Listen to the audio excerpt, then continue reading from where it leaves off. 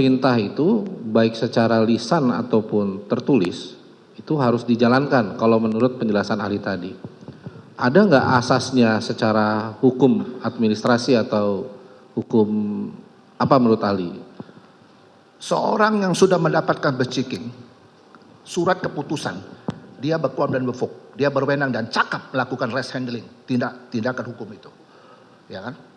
Persoalannya itu apakah orang itu melakukan perintah itu sesuai dengan aturan main yang ada di dalam aturan internal tadi, itu nanti yang nguji etik gitu loh Pak. Ya, tadi penasihat hukum nanya sama saya mengenai apa bedanya dengan Polmah. Opsdag dengan Polmah itu beda Pak. Opsdag itu perintah, kalau Polmah itu kuasa. Kalau kuasa, pemberi kuasa dengan penerima kuasa sama-sama bertanggung jawab. Kecuali penerima kuasa itu melakukan hal-hal yang di luar kuasa. Contoh, diberi kuasa untuk menagih hutang. Tahu-tahu yang memberi kuasa itu nagih hutang plus menganiaya. Yang menganiaya itu yang menerima kuasa bertanggung jawab, tapi secara keperdataan pemberi kuasa juga harus bertanggung jawab. Keperdataan, bisa ganti rugi, minta apa namanya, whatever it is. Tapi kalau opsdag Pak, itu pasti yang tanggung jawab itu yang perintah Pak, karena dia punya kewenangan. Kewenangan itu dari mana? Dari undang-undang. Perintah adalah undang-undang. Cuma levelnya itu adalah Amtebevel. Perintah jabatan. Gitu Pak. Bukan perintah seperti putusan dari yang mulia. Seperti itu. Itu bedanya Pak. Dalam hukum pidana forensiknya begitu Pak. Dari penjelasan ahli tadi, apakah perintah itu bisa dalam bentuk lisan atau dapat juga harus wajib tertulis? Oh, tidak. Perintah itu bisa scripted atau tertulis, bisa modelingan, bisa tulisan. Sama levelnya itu. Sama levelnya itu. Hanya saja kalau dia itu scripted ya, dia administrasi dengan baik. Tapi kalau tidak modelingan, dia tidak tapi pertanggungjawab sama. Sama gitu ya. Jadi pertanggungjawabannya sama ya tadi? Sama. Ya baik Ali. Ali kan tadi menjelaskan bahwa Ali sudah lama, separuh hidupnya itu di Barreskrim Ali ya? Iya. Jadi begini Ali, saya mengilustrasikan bahwa ada satu divisi ya, itu melakukan hubungan koordinasi dengan divisi lain. Itu bagaimana pandangan Ali? Apakah itu dibenarkan? Atau memang itu ada menyalahi aturan sifat berkoordinasi itu? Apalagi kalau berkoordinasinya di divisi itu tertuang di dalam surat perintah yang tertulis. Jadi di dalam surat perintah itu ada tertulis dapat berkoordinasi dengan instansi lain, instansi terkait. Ya, pengertiannya di sini bisa di luar ataupun di dalam instansi tersebut. Nah, fungsi koordinasi ini apakah dapat dibenarkan antara divisi A dengan divisi B? Di Barreskrim di Polri itu tidak dikenal instansinya Polri namanya, tapi yang disebut dengan fungsi. Jadi interfungsi. Kalau kami itu Pak, yang mulia, kalau gelar perkara ngundang interfungsi Pak. Ada Irwasum, ada fungsi Propam, ada Bipkum, ada penyidik, semua kita undang. Begitu juga ketika kami ini diundang untuk nyusun itu aturan-aturan gitu loh Pak. Saya sering dimintain baik secara informal gitu, diminta. Itu hal yang biasa Pak, koordinasi antar fungsi Pak. Hanya saja yang perlu saya tegaskan, fungsi-fungsi tersebut punya kewenangan masing-masing. Kewenangan ini tidak boleh dicampur adukan atau diintervensi dengan satu dengan yang lain. Jadi kalau Propam itu, mereka itu Pak, di Propam itu lebih banyak menyorotin soal perilaku Pak, internalnya itu. Kalau Barreskrim itu, kalau Reskrim itu lebih banyak pada permasalahannya Pak, kasusnya gitu loh. Nah kalau Irwasum manajemennya Pak. Kalau Divkum konstruksi hukumnya gitu loh. Seperti itu yang mulia.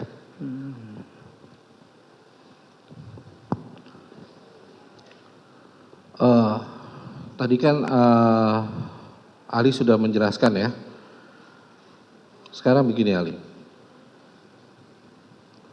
Bagaimana apabila ada perintah dari atasan kepada bawahan ya. Dari atasan kepada bawahan dan atasannya ini ternyata menyembunyikan yang saya tadi bilang skenario yang ternyata tidak bagus lah skenario itu. Bawahan ini menganggap itu adalah perintah yang sah.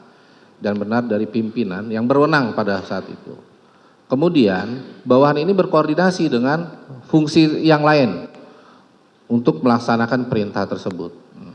Ya. Pertanyaannya, bagaimana konsekuensi hukum bagi bawahan ini nih, yang tidak tahu ada skenario di belakang ini ternyata. Bawahan yang kemudian melakukan koordinasi dengan fungsi yang lain dan menjalankan sesuai dengan kemampuannya, ya, dan akhirnya dapat diselesaikan dengan baik, ya. Nah, bagaimana konsekuensi hukum ini? Ternyata di kemudian hari terbongkar bahwa atasan ini menyembunyikan sesuatu yang tidak benar, gitu Ali. Ya, jadi begini. Sebenarnya ini pertanyaan sudah ditanyakan ya. Saya tadi sudah mendengar 4 komit Bapak tadi. Ya. 4 komit ahli. Ya. Nah, Tapi saya ampunin sekarang. Sekali ini aja ya, diampunin. ya enggak lah, Ya. apapun bentuknya. Oke. Jadi jangan begini. keluar dari komit yang sudah Bapak utarakan Ya, tadi 4 tadi. cuma ada yang baru ini. Iya. Yang baru ya. Jadi begini. Perintah itu, obsdah itu totally responsibility-nya kepada yang memerintah. Titik. Jadi kalau perintahnya salah, perintahnya apa, begini dulu ya, untuk menguji seseorang itu melakukan suatu itu kan harus ada namanya, kalau bahasa orang bilang kan mens rea apa segala. Kalau bahasa saya bukan itu, voorkommen. Niat awal yang jahat dari awal itu, mesti ada itu. Iya kan? Jadi opzettelijk als opmerk. Satu niat jahat itu ada atau tidak? Karena prinsip dari hukum pidana kita tuh hensraf zonder schuld. Strafrenya gitu loh, belum berubah loh. Perkembangan dari itu tuh belum berubah. Itulah memang pidananya. Itu disitir oleh banyak sarjana dan saya berterima kasih sekali. Saya sempat diajari oleh Profesor Mr. Ruslan Saleh almarhum. Beliau adalah ahli pidana yang saya akui luar biasa yang mengajari saya soal hukum forensik ini. Dan di beberapa hal yang kita tahu bahwa ketika kejadian pidana itu orang yang di dalam perintah itu 99,9% tidak bisa melawan. Saya kasih tahu. Saya nggak tahu siapa di ruangan ini masih polisi dan mungkin mantan polisi mungkin bisa mengakui itu karena saya tahu persis Pak tidak bisa melawan. Karena perintah itu nanti resiko semuanya itu absorb kepada yang merintah gitu loh Pak. Karena ini dalam namanya amtebevel. Seperti itu ya. Jangan ulang-ulang lagi ya saya. Saya nggak suka sekali ulang-ulang. Apa gitu. Untung Bapak yang mengingatkan. Untung saudara yang mengingatkan. Ya. Kalau saya sudah mengingatkan diulang lagi itu. Ya, dengan kalimat yang berbeda tapi maksudnya sama itu berkali-kali dari awal-awal sudah kita bicarakan itu. Awas ya, tuh. Iya. Nah, sudah dimarahin. Ini peringatan pertama nih ya. Ya gitu ya, jangan sampai ada peringatan kedua. Jangan sampai Karena kalau peringatan ketiga kan sudah dipecat itu biasanya kan. bukan, kan ada lagunya kan jangan sampai 3 kali. Kan Iya. ada lagunya mulai. Silakan lanjutkan. Iya. Enggak 2 kali Ali untuk mengulang. Nggak mau jawab. Ya, mengenai penjelasan ahli tadi, ya, karena akibat dari ketidaktahuan alasan yang sebenarnya oleh bawahan, apakah itu bisa dikaitkan dengan pasal 51 KUHP pidana? Adanya alasan pemaaf atau pembenar di situ? Rechtvaardiging teori, Uitsluiting gronden itu jelas loh. Pasal 48 sampai dengan 51. Izin yang mulia saya bacain dulu ya. Silakan. Ini ya. Bacakan ya. Tapi ini I like it so much. Ketentuan pasal 51 Pak ya. Ini dalam doktrin Pak. Siapa yang melakukan tindak pidana untuk melaksanakan suatu perintah jabatan yang diberikan oleh pihak yang berwenang tidak dapat dipidana. Terkait erat dengan ketentuan pasal 42. Nanti kita lihat di pasal 42, nanti baca sendirilah. Bukan saja dari sudut pandang sejarah, namun juga dari segi substansinya. Jadi kita berbicara masalah substansi resprah. Perbedaannya adalah bahwa kewajiban yang bertindak dengan cara tertentu muncul bukan atas dasar suatu aturan hukum umum. Bukan algemene, bukan Pak. Ini spesialis, algemene bukan, niet algemene. Melainkan juga dari suatu perintah yang diberikan berdasarkan aturan hukum tersebut. Selanjutnya, aturan yang menerapkan kewenangan yang diberikan suatu perintah tidak mesti tertulis. Is niet gescripted, tidak mesti, ya kan? Karena itu juga ada yang tidak tertulis, beranjak daripada keselarasan tertib hukum. Jadi ini tertib hukum ya. Jadi tujuan hukum itu salah satu tertib. Van Vollenhoven mengatakan bahwa hukum kalau kita pakai itu untuk ketertiban dan untuk kedamaian gitu loh. Kalau nggak ada manfaat, nggak ada kepastian, nggak ada keadilan, ya buang aja hukum itu. Itu loh. Untuk keduanya berlaku ketentuan bahwa bila mana perintah tersebut dilaksanakan dan sekaligus juga tindak pidana terjadi, maka sifat yang dipidana tidak dapat ataupun dihilangkan karena tindakan tersebut tidak terkandung unsur wederrechtelijk niet ondermatig. Bukan perbuatan melawan hukum di perdata ini, tapi ini wederrechtelijkheid. Gitu loh Pak. Karena gini loh Pak, tindak pidana itu Pak, pelaku itu Pak, dalam saya belajar forensik itu Pak gini Pak ya. Ada namanya dader, mededader, ada medepleegheid atau medepleger. Itu agak beda sedikit, tapi pemahamannya sama. Ada namanya uitlok, bukan uitlok, uitlok. Menggerakkan orang untuk sesuatu, don't play. Menitah orang untuk melakukan sesuatu. Ada lagi yang disebut dengan intellectual dader. Saya pakai istilah almarhum Profesor Muladi.